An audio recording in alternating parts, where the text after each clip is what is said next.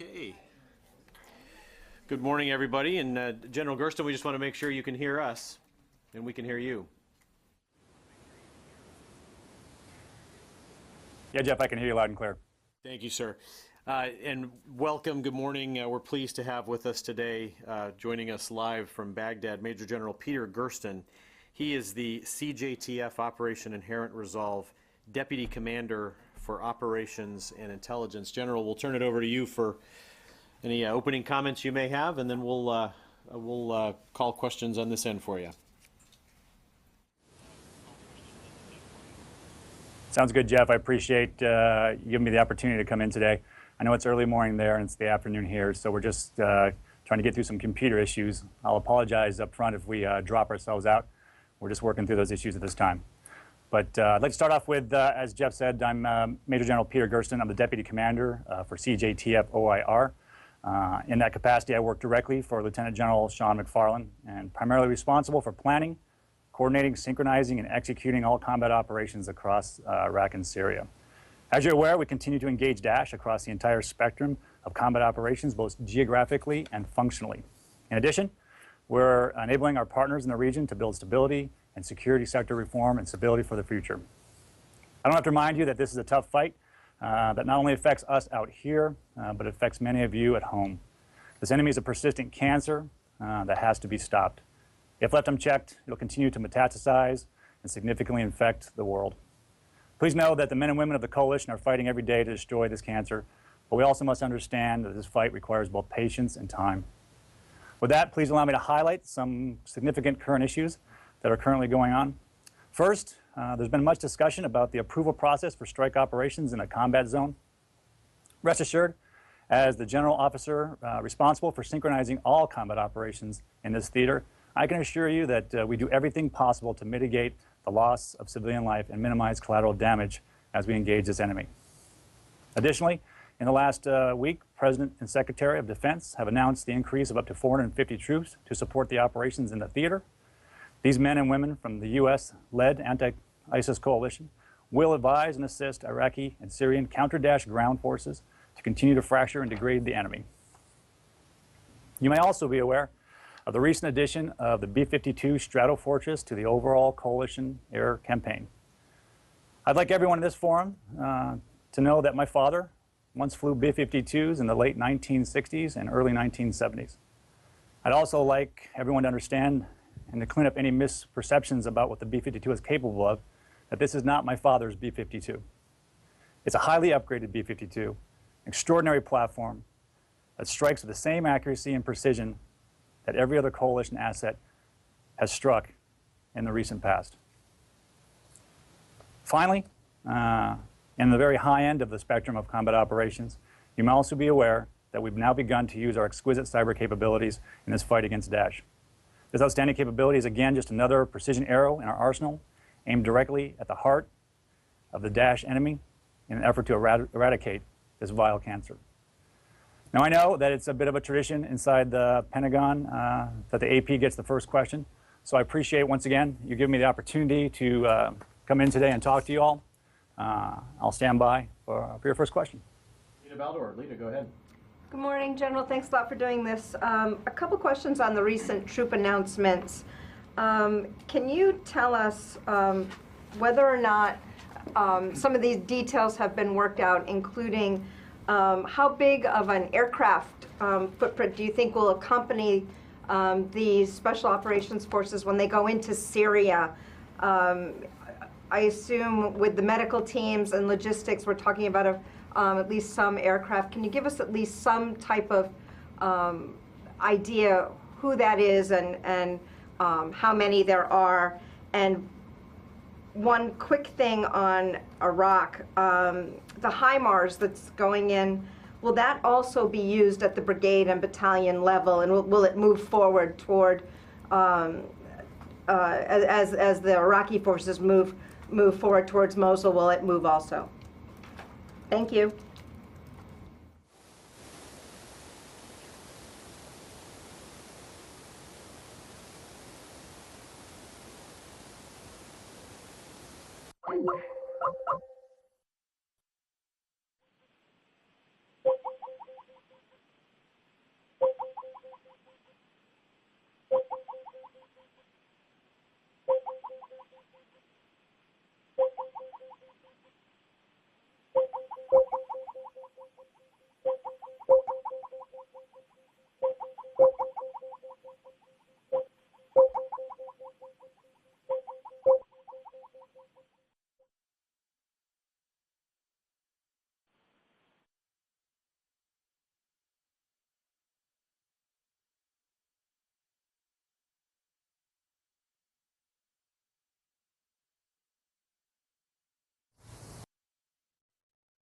Hello, Divids.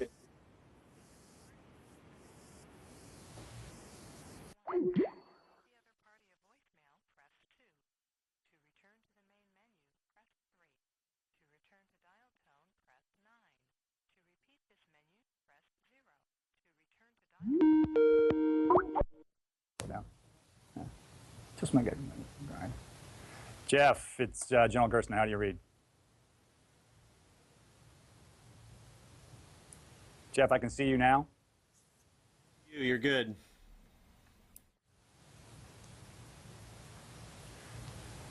I can see you, but I can't hear you, Jeff. Okay. He can see us but can't hear us. Okay.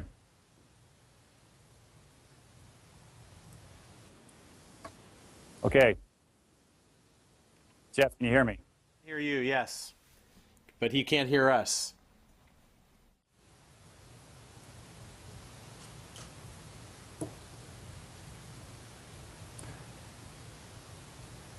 Jeff, I cannot hear you if you can hear me. I can hear you, but you can't hear me. Okay. Sorry, folks.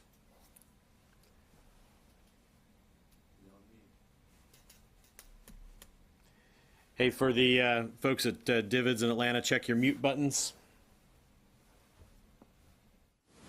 Jeff. Gotcha. Can you hear us? Hello? 1, 2, 3, 3, 2, 1. Jeff, I can hear you. How do you hear me? We hear you fine, but we can't hear you, or you can't hear us. Sorry. I can hear you now, but I'm guessing we're probably buying ourselves about a 5-second delay. Is that correct? That's probably right. We can hear you fine. If you can hear us, and I think we were talking to Lita Baldor still about, what were we talking about? Yeah, I don't know if you heard my question at all. Okay, go ahead. Oh, no. Lita, I heard your question loud and clear, so I appreciate that. Can you? It was got to do with the number of increase in aircraft to support the presidential bump up of troops on the ground. I will tell you that we run daily. The Combined Air Operations Center runs about 1,000 sorties a day. The sorties required to support, sustain, enable this team are going to be merely a handful of those 1,000 sorties. We are obviously going to do everything we can to be able to support them, and I don't think it's going to be a major problem. The second question you asked me was the brigade level HIMARS as it goes into Turkey. I would tell you that that is a recent development that we have been working on, and we are looking at how it's going to be installed, and we're working very closely with our strong partners in Turkey to find out exactly how it's going to operate. Now, I'll tell you, the HIMARS is a fantastic system, and it will be able to range exactly where we need it to range, and that'll work in combination with our air assets, and they'll work very closely to achieve their effects.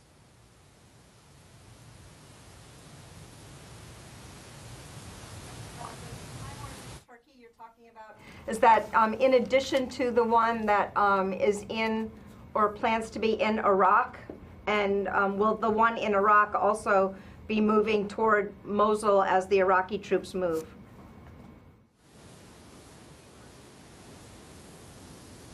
That's a great question. Those are two separate HIMARS systems.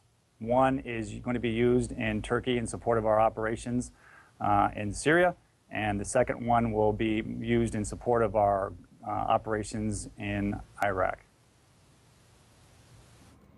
And will it move forward with the brigades and or battalions, with the Iraqi brigades and battalions as they move to Mosul? Absolutely. I would tell you that in the more of an OPSEC vein, the HIMARS will be exactly where we need it to be at any given time. It's a mobile system. It's very agile, and we'll put it where we need, and probably at the liberty of watching the OPSEC of the briefing. We'll stay with that. All right, next Barbara Starr from CNN. General, thank you for doing this. Can we come back to the issue of civilian casualties for a minute? And while we, of course, understand the military's point that it's always concerned about civilian casualties, can I ask you to be more specific on a couple of things? as you begin to contemplate additional operations in and around Mosul, in and around Raqqa, where you have significant civilian population, what concerns does this raise for trying to execute an air campaign and still keep civilian casualties at a minimum?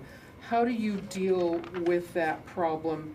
Does it change your calculations in any way? Could you describe some of that?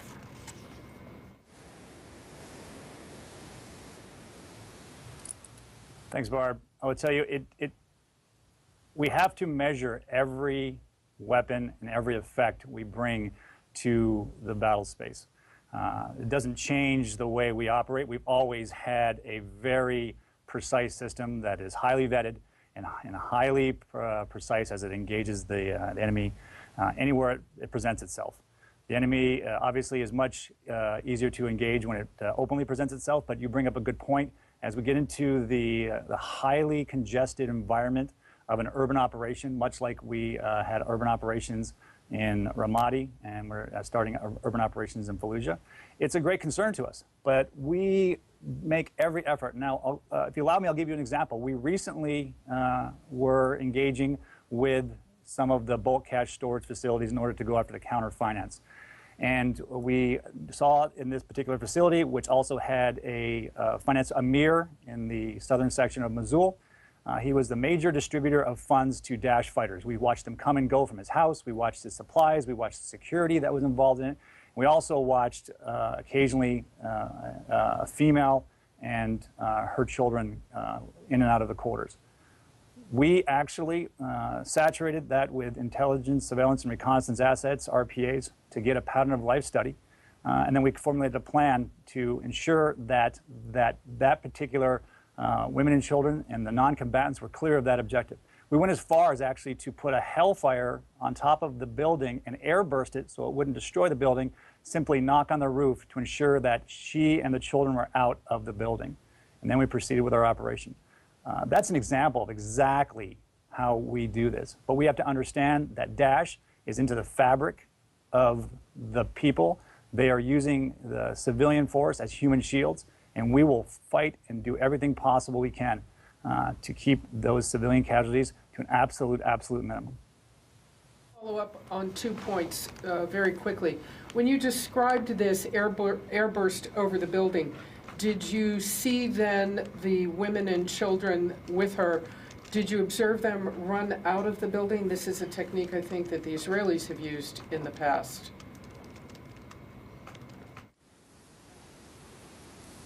That's very good, Barbara. That's exactly where we took the technique and procedure from. It is called a knock operation. It is a valid operation, and we absolutely did see the woman and child leave. And interestingly enough, the men that were in that building, multiple men, literally trampled over her to get out of that building. And we watched her and observed her leaving the building. And she cleared the building, and we began to process the strike. It's a difficult situation, I would tell you, in this particular event, because it ultimately ended up in a civilian casualty. So as much as we tried to do exactly what we wanted to do and minimize civilian casualties, post-weapons release, she actually ran back into the building. We watched. It's very difficult for us to watch. And it was within the final seconds of the actual impact. The good news, I guess, of all of that was that we actually brought forth the CivCAS event for review. We reviewed it with a very thorough process. We looked at everything we could do to mitigate that fact, and it was an unfortunality. But this is a very congested environment we fight in, and we do everything we possibly can. Quick, I don't want to take too much time. You mentioned cyber. Can you describe any of the cyber operations that are proving to be successful against ISIS?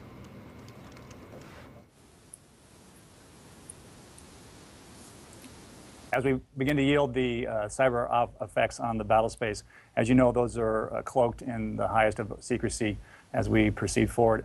Once again, I appreciate the question, Barbara, but please appreciate the use of cyber is a very sensitive capability. We want to protect it for future operations.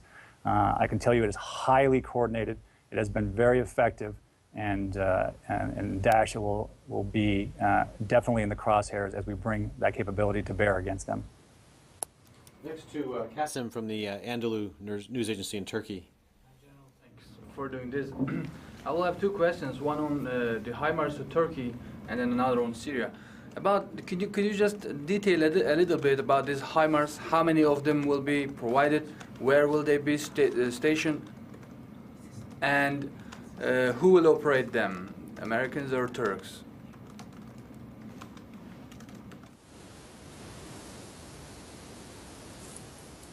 Kasim, appreciate the question. We will be bringing a system into Turkey with the coordination of the Turkish government, our great partners. I will keep the operational security of its location, how many and how we're going to use them to a classified level. So rest assured that our strong partners in Turkey against this fight against Daesh are absolutely fully involved in the operation as it goes forward.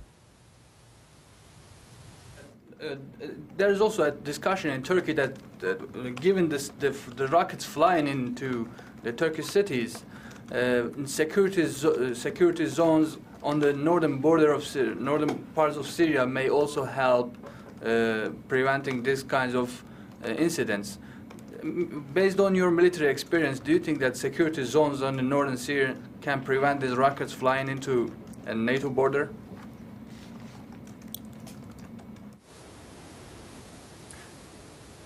You know, I believe that as we go after Daesh, we will do everything we possibly can to destroy their capability to take any innocent life.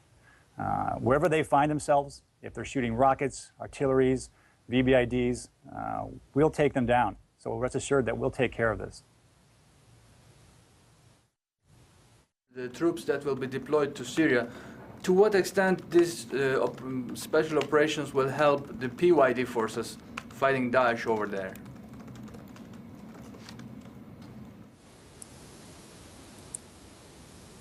Qasim, these troops we're putting in will advise and assist and train Syrian Arab coalition, as they've done in the past, a very effective force to counter the Daesh.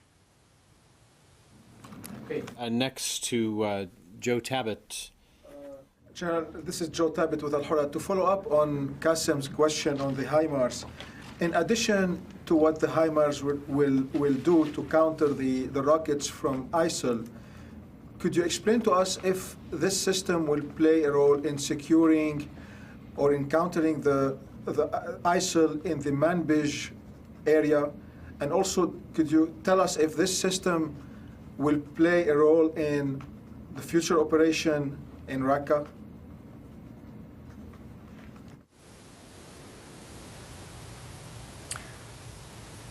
Joe, let me clear up the HIMARS situation.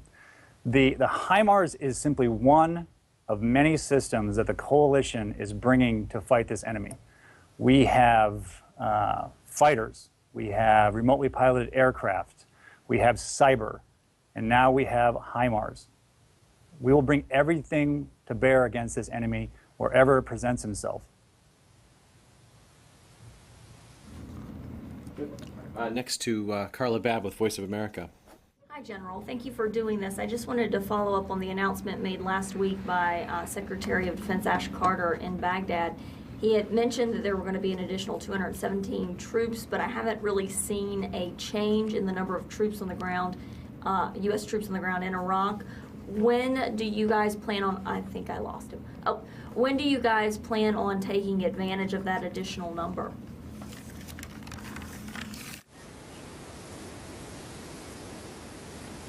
Carla, I will take advantage of that number as soon as they show up. Have any idea when that's going to be? Yeah, we're working through the process right now. Obviously, we're going to get the right people in the right time, working for their capabilities to ensure that when they come in, it's seamless to our operations. We have a highly paced operation going on. We want to make sure we put them in the right place at the right time with the right tools. I'm fully being briefed exactly as that plan develops, and we are ready to take and apply them to the fight as soon as they arrive. Are you expecting this in the coming days or the coming weeks?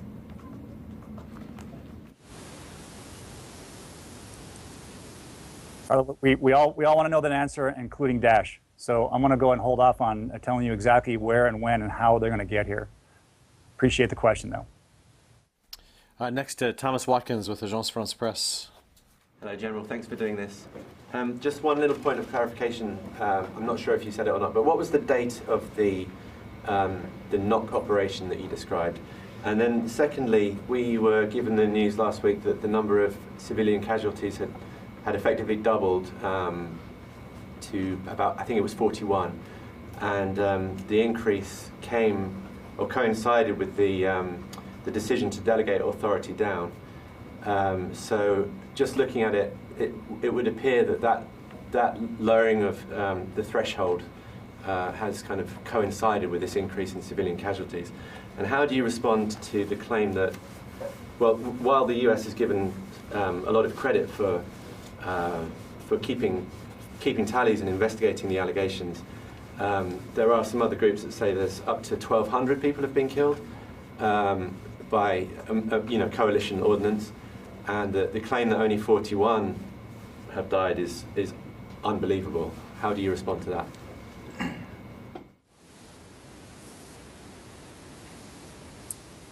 Well, Tom, I respond to that I'm the commanding general in charge of all combat operations across the CJOA, and I actually investigate and see the investigation reports for all of our CivCAS, both allegations, reports, both as vetted allegations and allegations that have not come to fruition. So as the Deputy Commander of Operations, I would tell you that I'm very acute to the CivCAS allegations that are going on, both internally and externally. It is a transparent process that I have a high level of confidence in. We assure you that we investigate everyone that investigation or every accusation that comes to us. To your question about the doubling of numbers, what we have done in the past and what will change recently is as we go through the investigation process, we have been releasing them in groups by months in a series of packages. You're going to see that change, and we'll now, as they come through, we'll begin to release them as they are investigated and brought forth for everyone to see, both the investigations that are seen as as investigated as validated and those that are not. The comment that it's changed somehow due to the fact that there's been a lowering of authorities, I don't believe it has a direct correlation. I think what we're seeing is I've been in this fight now for approaching 1 year. It is a constantly changing environment. We are constantly adjusting the way we are engaging the enemy as we get better and better at taking the fight to the enemy. And what we're seeing is that the capabilities to have the responsibility at the lowest combat level has more fidelity to keeping civilians safe. Having the eyes of the commander watching the fight directly, have the responsibility to clear those fires is actually a safer operation, and we are learning that. And I'm actually in charge of the validating of those officers, those generals. And I have great trust in their ability to find and engage the targets with great precision. If there's allegations that as high as 12,000, I don't suspect that people put all sorts of propaganda out there on the net. I would ask them to bring forward their facts, and you clearly have access to our facts. 12,000. I think the number is 1,200. But still, it's a significant increase. And also, could you just give us the date on that? Is the knock operation, please?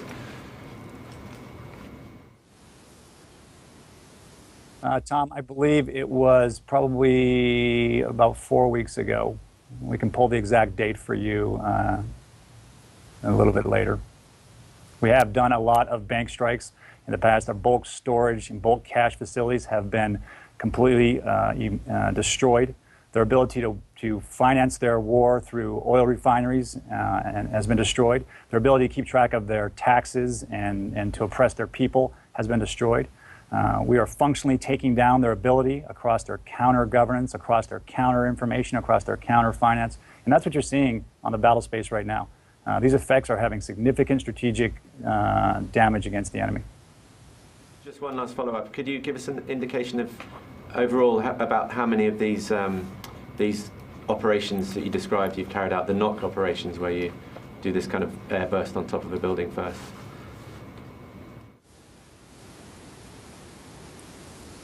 What we're doing, we have tested that operation and executed that operation one time. We're looking at other operations and opportunities, and what we have found out that we have not had to execute that in the recent past, but it is now one of our operation procedures that we'll employ when the situation presents itself. Next to David Martin with CBS. Okay. Still on this knock operation, is this the same operation which was listed in a press release last week as having produced one civilian casualty? Is this the operation for which video of an airstrike against a cash storage site in Mosul has been released? Was the money being stored in the house of this Emir of Finance? And what happened to the Emir of Finance? Was he killed by the strike?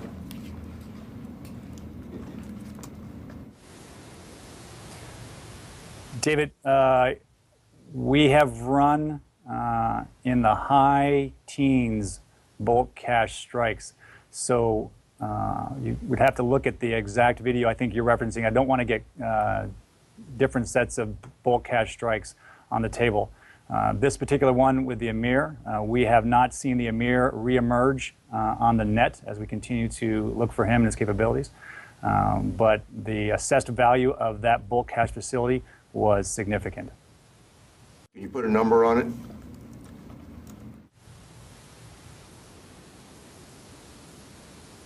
Probably somewhere between $150 million.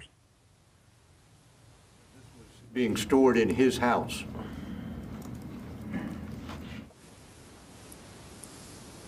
Absolutely, being stored in his house. I would absolutely love to tell you the intelligence that we had on this facility and exactly where, exactly what room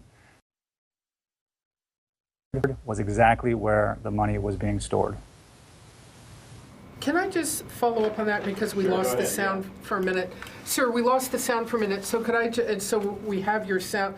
Can you go back on a couple of things? I think David asked you, was this in fact the strike listed in your press release that resulted in one civilian casualty? Can you go back over the point? You knew what room the money was in and you hit that room, I take it? And third, since you have now adopted in one instance this technique that the Israelis have used in the past, can you tell us, did you get briefed by the Israelis on how to carry this out? Did the U.S. military sit down and discuss this technique with the Israelis, how to use it, how to employ it?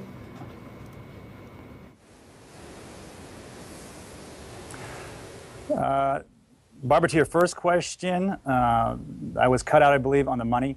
I said I wish I could share with you the intelligence that we had to the exact location of where that money was being stored, because if you watch the strike, where the weapon entered the facility was the exact location of where that money was being stored. Now, as to whether we are working with the Israelis on this or did they teach us this, what you're looking at is a highly skilled military force that has spent personally 25 years across the spectrum of warfare. I've watched warfare being operated across the entire region. We did not work with them. We've certainly watched and observed their procedure. As we formulated the way to get the civilians out of the house, this was brought forward from one of our experts as a possible. We built the technique, we employed the technique, we put leaflets down, knock ops were achieved. It was actually a very highly fast-paced, precision event in order to mitigate civcas across the entire region. We do that. General, just to close the loop on this one strike, whether or not that is the strike for which you released video, you clearly didn't release all the video which you've now described of the airburst, the people running out of the house, and then post-weapons release, the woman running back in. So I'd like to request from you that you start the process of releasing that video so that we have the visual proof of the story you've just told us.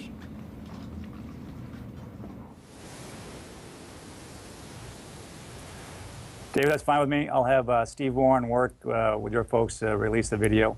Are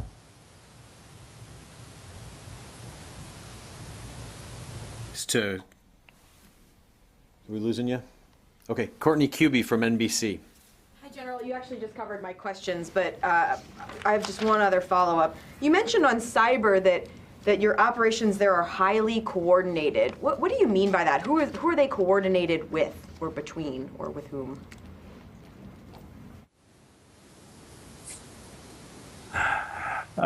Courtney, they're coordinated with every responsibility for that target area. Responsibility for that target area. There are air forces. The stakeholder is present during the coordination process.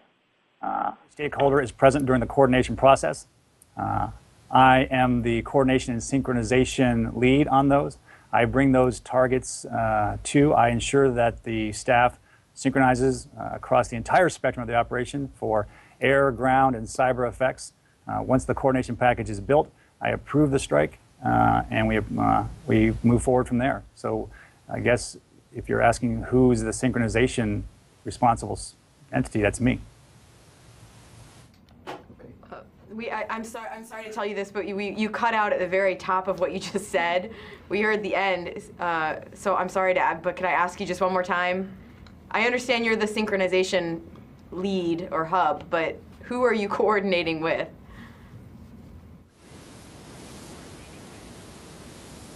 Sir, Courtney, we look at the target set and we look at the desired effect we want to yield on that target. We go to the intelligence community and go to the operations, and we basically see who actually has equity, look at all the stakeholders, bring them to the coordination and development operations board. They brief the package, and then we press forward. Thank you. Next to Thomas Gibbons-Neff, Washington Post. Hi, sir. Thanks for doing this. Just want to go back to the HIMARS and just clear up the deployment of those systems. Just correct me if I'm wrong, but I understand that we have a HIMARS system in Jordan. Now there's going to be one in Turkey. We have at least one in the Anbar province, and there will be another in Iraq. Am I understanding that correctly?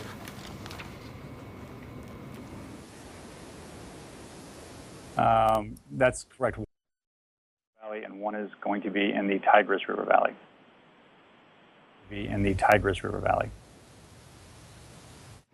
Going back to the 250 special operations guys going into Syria, can you just give some reassurance on, as they move further west with the local forces, how they're going to be supported via medevac assets, how they'll, if someone's wounded, how those guys will stay within the golden hour if they're hurt?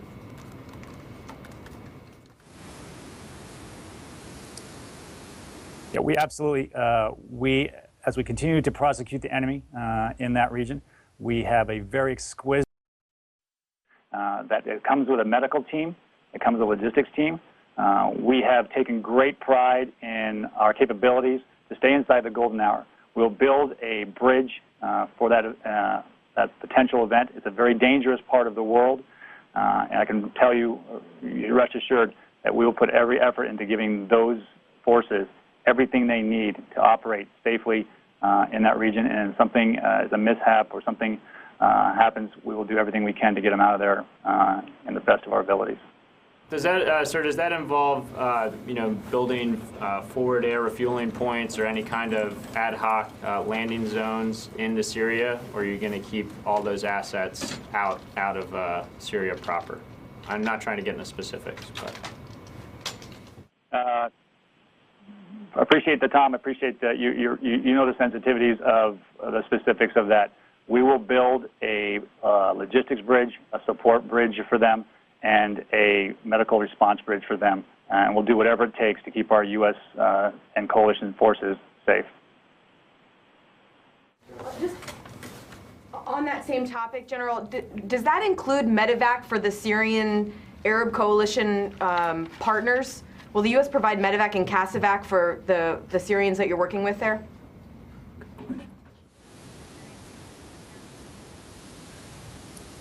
We're going to give, obviously, immediate help if there's a situation.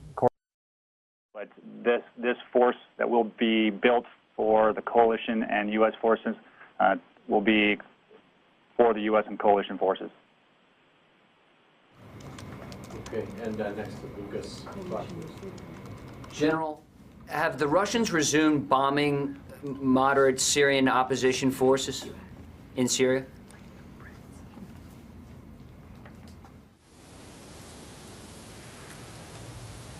The Russians in the battle space have not affected my operations in a way that is in such a magnitude that it concerns me. We certainly watch their operations as they've come into the theater from last year, and we watch as they left the theater right now. It's simply something we observe as far as how they're maneuvering in the battle space, but specifically to what they're targeting and where they're targeting it, we only see them. We don't actually coordinate in any way with them.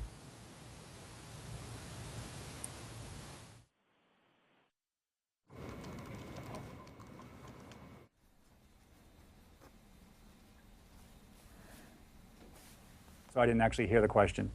Have you seen the Russians resume bombing operations around the Aleppo area?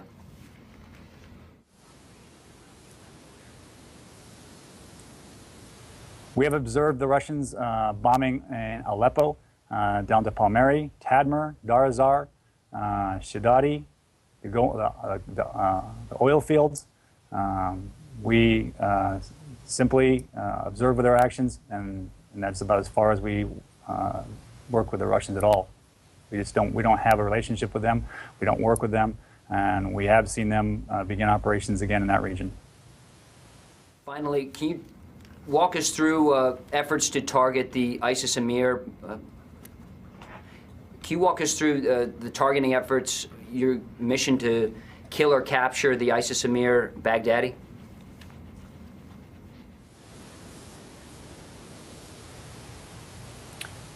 What I can talk to you about is that cancerous snake in every way we possibly can. We have brought forth not only the air power and ground power to do this, we've also brought forward the Expeditionary Task Force. And I would tell you, if I was a Daesh, I would be in complete fear that the ETF is now established and working in this region. Goal of the coalition right now to kill Baghdadi?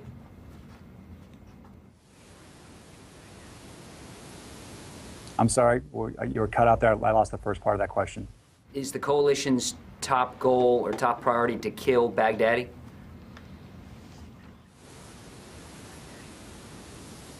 The coalition's top goal is to degrade and destroy Daesh wherever we find them. Baghdadi is certainly part of that goal. We will certainly have an effort to go after the leadership across the entire spectrum of this cancer. He is only one of many. We realize that.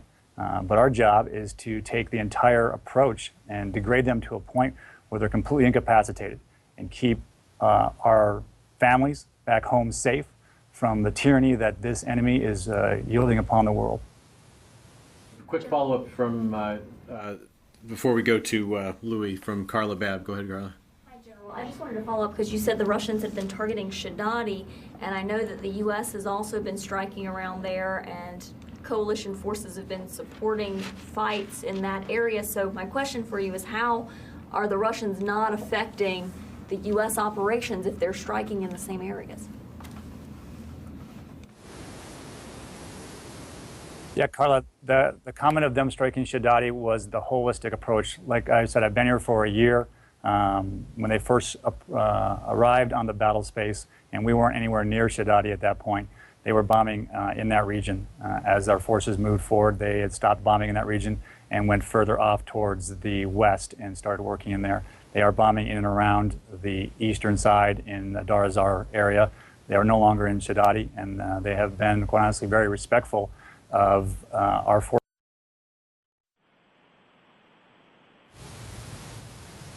Okay, next, Louis Martinez from ABC. Hi, General. A question about the strike on the Emir. You said that the dollar amount associated with that was $150 million. Now that you have about in the high teens number of strikes, you said, targeting cash facilities, what is the current estimate for how much money, ISIS money, has been destroyed?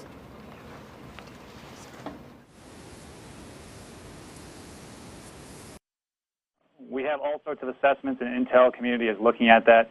I've heard numbers anywhere between $300 to $800 million. The center of that is about $500 million. The answer is, if it's $1 that's going towards Daesh fighting, I want to go after it. We just don't know the denominator in the equation. So I'll go after every one of their capabilities, and spending the money to fight is exactly where I'm going to focus my efforts.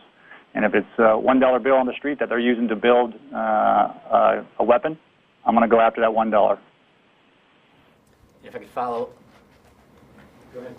If I could follow up on that, there was also Operation Tidal Wave 2, combined with the cash strikes. I mean, what kind of an impact are we talking about their money flow right now?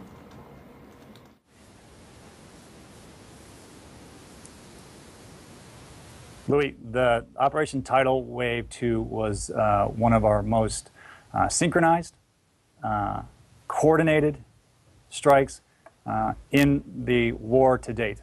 It was the initiation of the entire intelligence community coming together, multi-agency, multi-coordination, highly sophisticated targeting procedures to finance and make money for the war. We followed their tidal wave series and further towards the source. The tidal wave strikes led us to their bank sources. Their bank sources have led us to their distribution sources, and their distribution sources has led us to their foreign fighters. It's exactly very significant capability. They're fractured to the degree of they no longer have the ability to freely move on the battle space and strike in a significant way. I firmly believe that as we continue to fight this cancer, we've got it in a position right now as we make and continue momentum across the battle space that is going to be detrimental to their future. Okay, and next we'll go to Lori Lewis from Talk Radio News Service.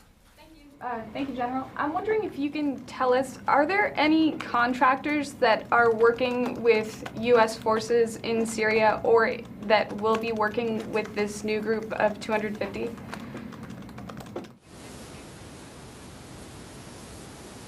Lori, this new U.S. service members, there are no contractors in that team. For you, could you speak to the level of, to the number of IEDs that are in and around these ISIS strongholds? Military officials asked civilians not to return to Ramadi recently. And I know the State Department recently also allocated additional funds for removing some of these explosives, and I'm just trying to get a scope of this problem.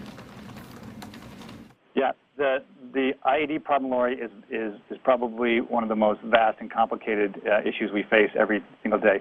The Iraqi forces have paid dearly against these IEDs, both the vehicle-borne and the ground-planted IEDs. When the Iraqi forces went into Ramadi, there were literally belts, and I mean belts and ribbons of IEDs that they had to fight their way through. I give the Iraqi forces great credit, the ability to get through those belts in what I would say is a very effective way. For the IEDs themselves, when I first arrived here, for example, the Baghdad downtown was suffering from approximately 30 to 35 IED explosions a month. Basically, they were getting an explosion in a market or a home or a mosque at about 1 per day. Over the year I've been here, we've now pushed out an outer security ring around Baghdad, where the number is now 12 to 15 IED explosions, and that explosions occur outside the center of the security platform that the Iraqi forces have basically built with the assistance of the coalition. That's a pretty amazing story. People are back to a semi-normal life as that security zone is built up, and we continue to beat back the enemy to make that security sector bigger and get life back to normal as possible in and around Iraq. And any place we find Daesh, we'll go after them. Next to Otto Kreischer. Good morning, General Otto Kreischer, Sea Power Magazine. You talked about the tidal wave 2 and the strikes on their dollar supply. We've heard rumors or stories about some of the ISIS Daesh people leaving or losing faith in things. Do you have any real evidence of the impact of your attack on their resources on the number of troops they have? Are people defecting, or are the inflow of foreign fighters cut down?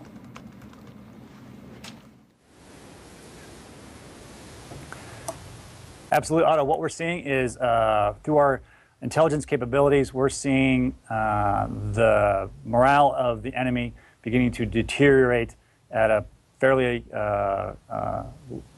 increasing way.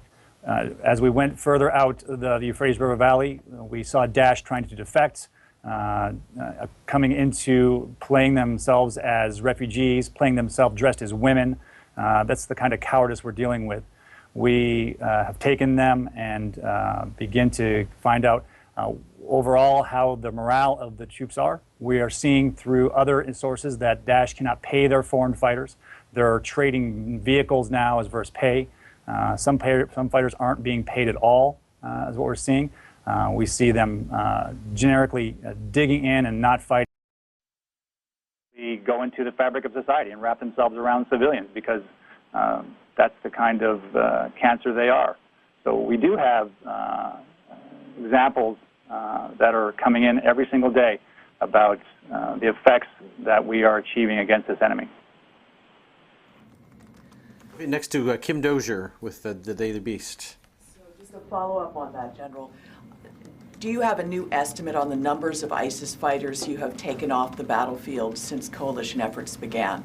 It's a question that we gave to the press secretary yesterday, and he was taking it for the record.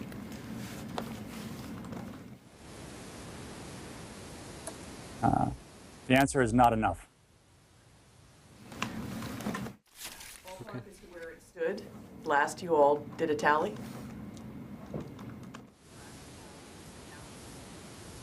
I'm sorry, Kim, you were broken that time. I didn't hear you. Is there a ballpark as to where it stands from the last time you did a tally?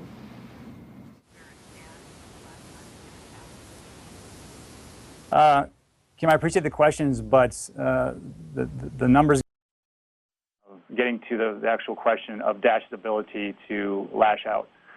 We will strike them, we got them in a position right now that they cannot maneuver on the battle space in an effective way. We can throw numbers out there, but really the answer is, as long as Daesh continues to try to affect the free people of the world and to try to affect that cancer, the answer goes back to, as long as there's one, we'll continue to fight them. Okay, go ahead, Tom. Yeah. General, it's Tom Bowman with NPR. I want to talk to you about the operation from Mosul.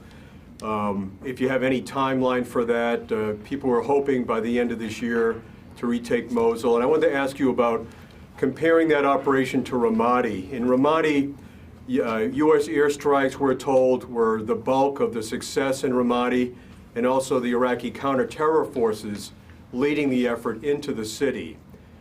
Is that the model for Mosul? Serious American airstrikes, destroying a lot of the city, and then counter-terror forces leading the charge? Or do you think there has to be a different model for Mosul? Basically, you're going to have to get into the city block by block fighting.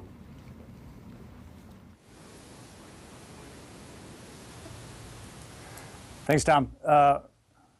Mosul is a different city. It's much larger. It's much more industrial in its nature. It's about 4 times the size of Ramadi. We used not just U.S. air power, it was coalition air power that the Iraqi forces used in assistance to take Ramadi. We are looking at a multifaceted approach as we look at the future of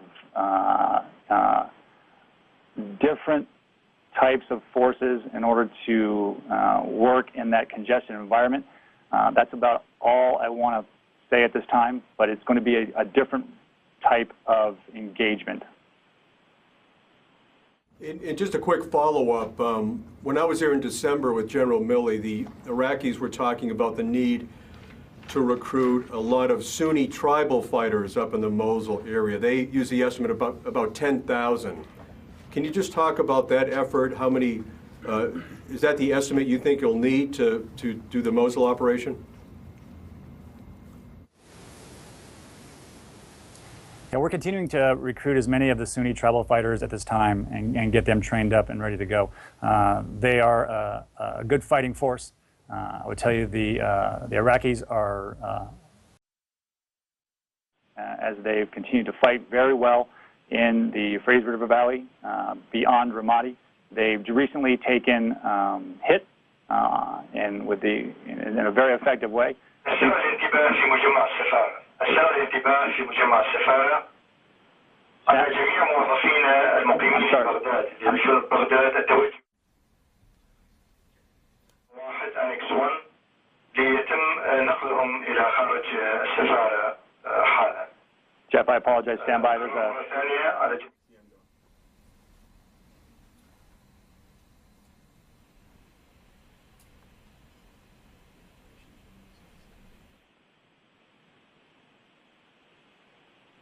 Everything okay there, we hope?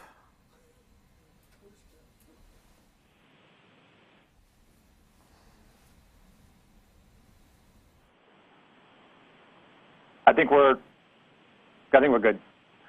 I think we're good. I think the question was, are we recruiting those numbers? We are certainly looking for those numbers. We're seeing a lot more volunteerism and from the Sunni tribes. We're going to integrate those fighting forces into our game plan. We're working with the Iraqis at this point for the final phases of the plan, and we will continue to help them get to the.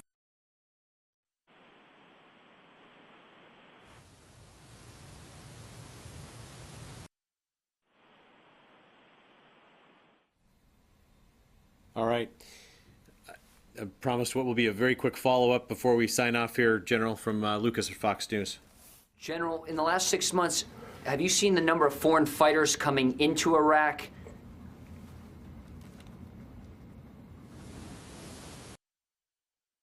It got cut off in the end. I think your question was, have we seen a decrease in foreign fighters coming into Iraq? Was that your question? Yes, just if you could walk us through some of the numbers and the effects of the strike since you've been hitting Cache and all these other sites. Combat operations. When I first got here, we were seeing somewhere between 1,500 and 2,000 foreign fighters entering the fight. Now that we've been fighting this enemy for a year, our estimates are down to around 200, and we're actually seeing an increase in now the desertion rates in these fighters. We're seeing a fracture in their morale. We're seeing their inability to pay. We're seeing the inability to fight. We're watching them try to leave, dash. In every single way, their morale is being broken. In every single way, their capability to wage war is broken. In every single way, we will continue to take this fight and eradicate this cancer. Thank you, General. Was that 1,500 to 2,000 fighters entering Iraq per month? That was originally the estimate we saw as high as 1,500. This is a year ago, Lucas. So when I got here a year ago, there was a pretty high number of foreign fighters coming in. That has drastically dropped off. Is that per month? Now it's down to 200 per month? That's correct. Those are the numbers we're working with. That's Iraq only, or Iraq and Syria?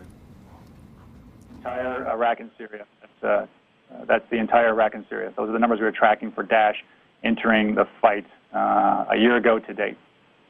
All right, and with that, General, we have used your time up. Thank you very much for your generosity with your time and for briefing us today. And we hope to see you again soon. Yeah, Jeff, I appreciate your time for the guys, folks at the Pentagon. I appreciate you letting me talk with you this morning. I would once again tell you that this is a great opportunity to kind of clear up any. Hope you all have a great day.